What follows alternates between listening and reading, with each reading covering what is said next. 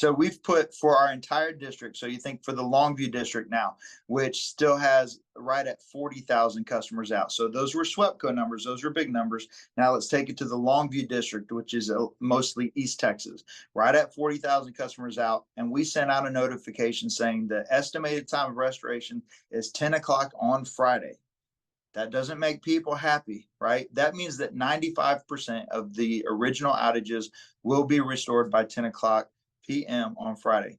However, many of our customers, and I would say most of our customers, will be on well before that. Many of them are coming on today, will be coming on tomorrow. And so hang in there. I know that it's been hot. I had my power out up until just a few hours ago. And so I was excited to get it back on, and we're excited to get yours back on as well. And when it comes to the amount of damage you guys saw to your lines, to your systems, what did you see? The straight line winds that we had, and you've covered the miles per hour, 60, 80, 100 derecho level.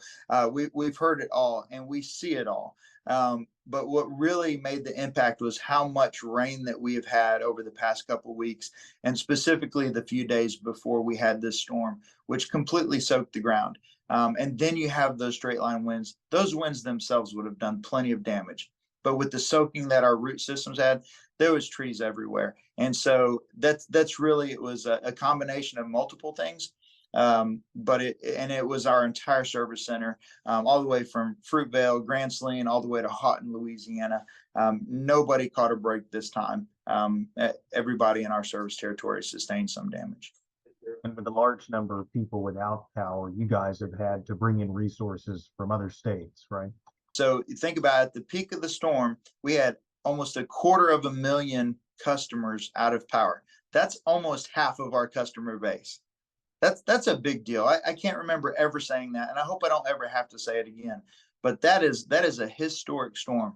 So we've brought in 3,000 resources, and resources is a cold way to say people, from all over the place: Ohio, Louisiana, Michigan, Indiana, West Virginia, South Texas.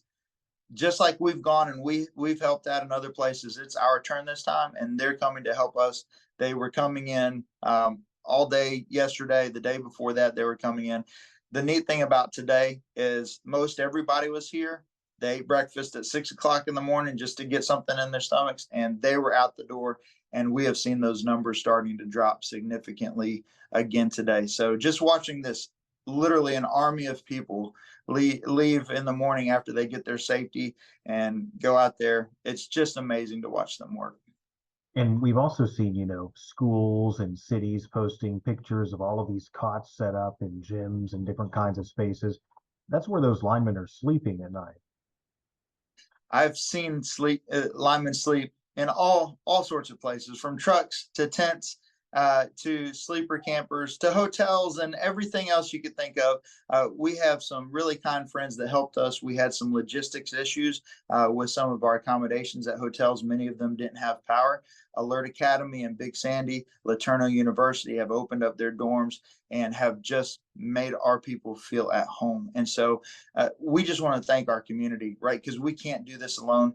And from law enforcement officers to our community friends, and even just our neighbors that are offering us a cold bottle of water, a nice honk and a wave when they go past. It's even though people are hot and they're frustrated and they're tired, they still have found a way to give us grace, and we appreciate that.